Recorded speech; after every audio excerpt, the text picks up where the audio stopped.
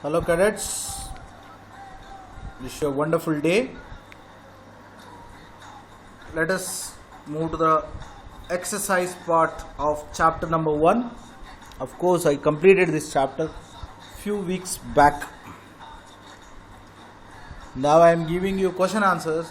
The reason I told you, because I asked you to send question and answers image to me. I have not received from many.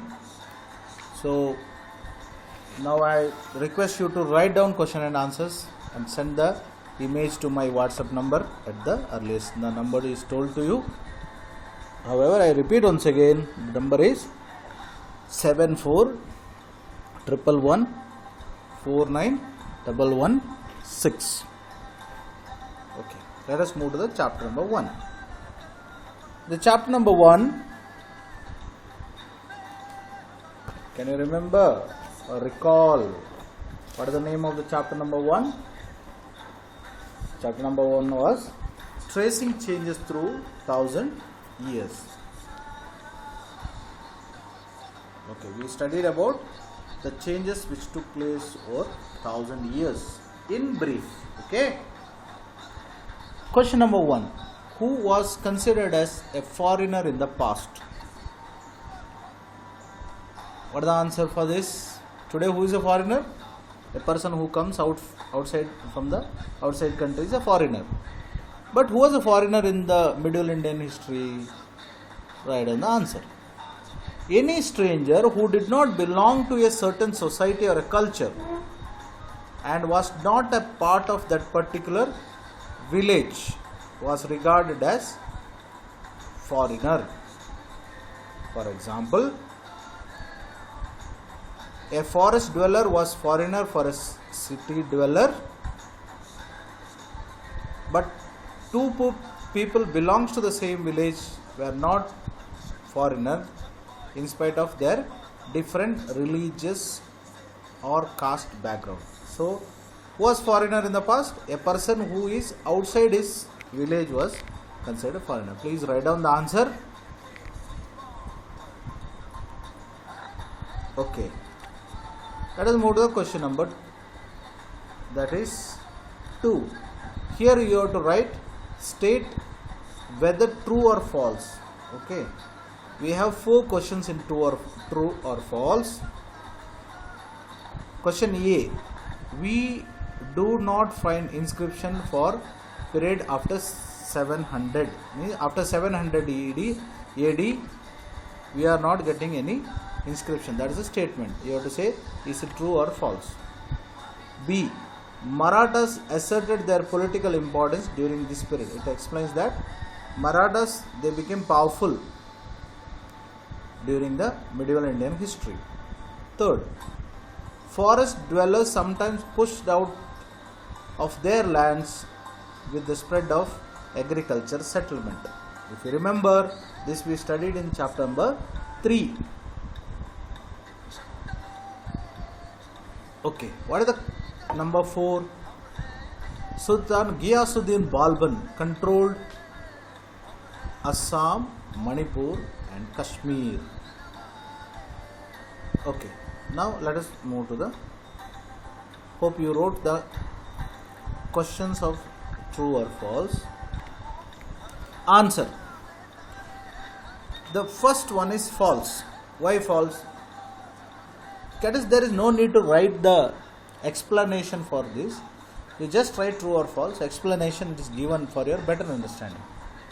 Why it is false? Because even after 700 AD till today, we get lot of inscription, architectural buildings are there, coins are there, many things are there. So because of that only we are studying history. So the statement was definitely false.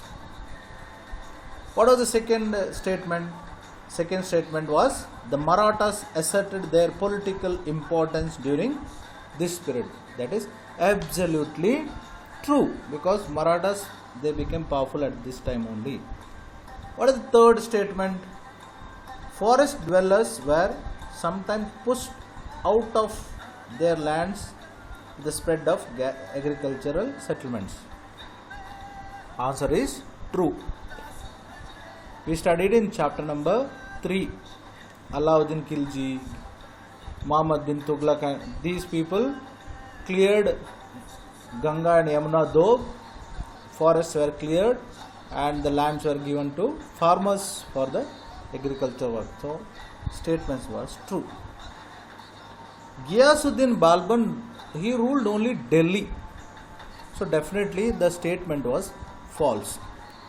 Ghiyasuddin Balban ruled from 1266 to 1287, ruled a vast empire that stretched Bengal to East Ghazni in Afghanistan, in the west included South India, but not the Kashmir, Manipur and Assam. Okay, so statement was false. Next, fill in the blanks. What is the? There are 3 questions given here. A. Archives are the place where dash are kept. I hope you written. Archives are the place where dash were kept. Second,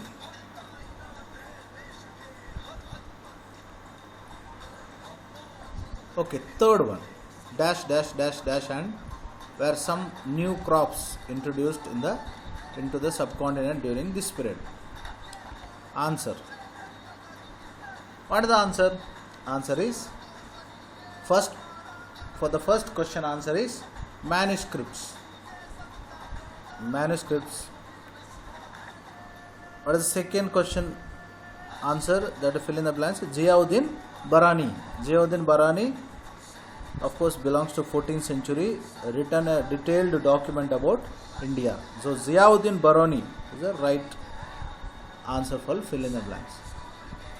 What are the new crops and beverage crops we were introduced? Answer given there: potato, corn, chili, tea, coffee. Were some new crops introduced to Indian subcontinent during the medieval Indian history. Let us move to the question number 4.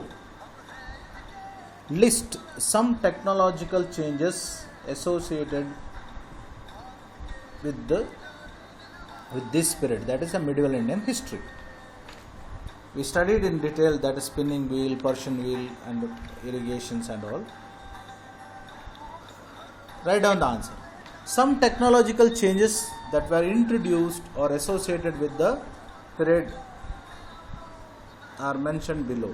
What is the first one? Use of spinning wheel in weaving.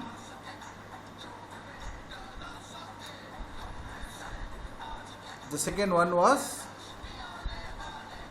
use of Persian wheel in irrigation. You saw the picture. Okay.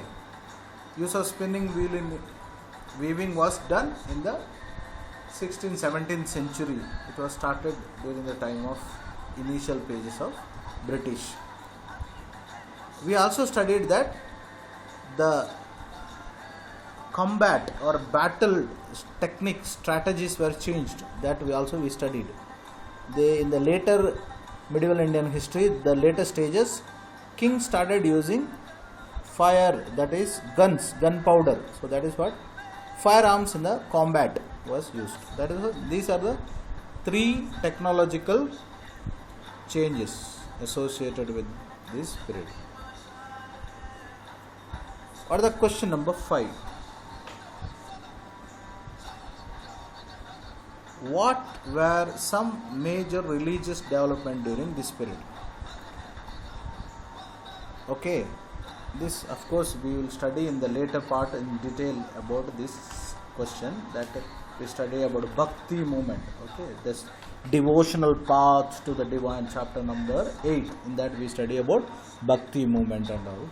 But please write down the answer. Some major religious development during the medieval Indian period, that is 700 to 1750 AD. Worship of new deities, the new gods and goddesses started during this period. That is what we study. In India, the Christianity was introduced. In India, Islam was introduced. So we study that is about new deities. Building of new temples by the royalty. We studied about Brihadeshwara temple of Tanjavur. Many more temples like Hoysala temple. We studied about the Rashtrakuta temple which is constructed in Aurangabad, that is Kailashnath cave. I explained all those things. Third, increasing importance of Brahmanas, the priest as a dominant group in the society. Means the caste system in that Brahmins started gaining their importance. Then what is one more change? The emergence of the idea of bhakti among the people. That is what we study in the chapter number 8. That is about Surdas, Kanakdas, Meera. Lot of bhakti movement, including we are studying about Basaveshwara of Karnataka.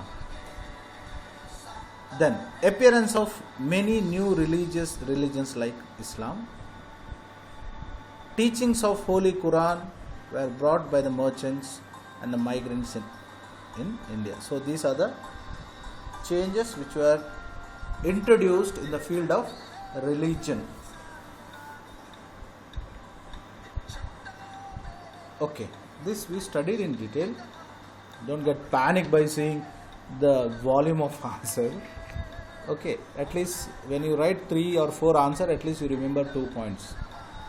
Question, what is the question? In what way has the meaning of term Hindustan changed over centuries?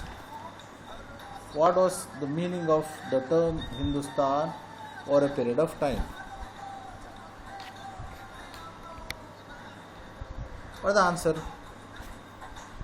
The meaning of term Hindustan has changed over a past centuries in following different ways.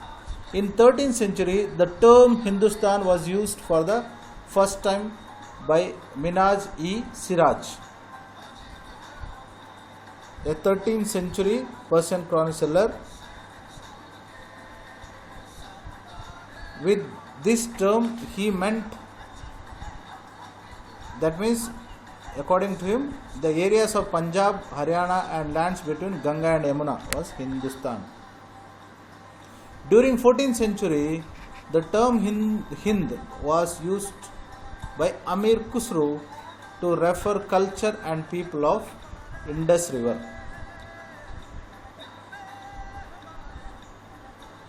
During early 16th century, Babur used the term Hindustan to describe the culture, geography, fauna, flora and fauna, inhabitant of the Indian subcontinent.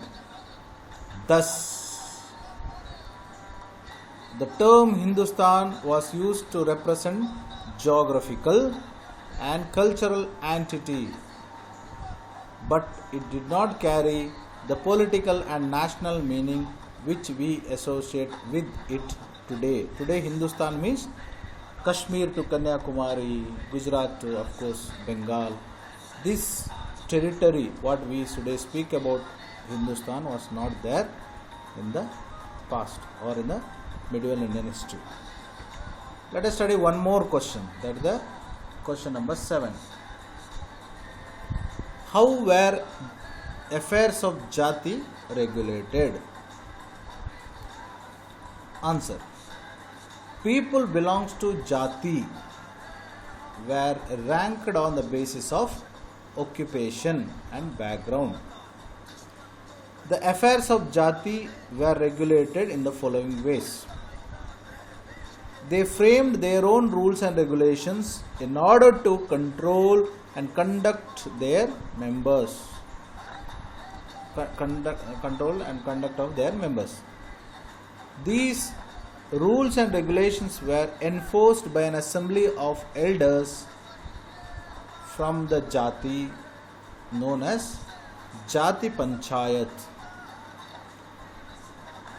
The Jati were also required to follow the rules of their village, which they governed by the village chieftains. Okay, let us move to the question number 8. What does the term pan-religion regional empire mean? I repeat. What does the term pan-regional empire mean? Answer. The term pan-regional empire is referred to an empire spanning diverse regions, means reaching a different regions. The dynasties of Mughal, Chola, Khilji, Tughlaq. Even in the later Vijayanagara also, but you write that only. Tughlaqs were extended or pan-region, means the dynasties like Mughal, Cholas, Khiljis and Tughlaqs, their reach was very far. That's why they were called pan-religion empire. Okay. So question number 8. Now we have 4 questions left, that is 9, 10, 11 and 12. Okay. That 4 questions tomorrow we will continue. Write down all these questions. Tomorrow we will continue leftover question. Not only that, we will complete the chapter number 2 also. Okay. Till then, take care.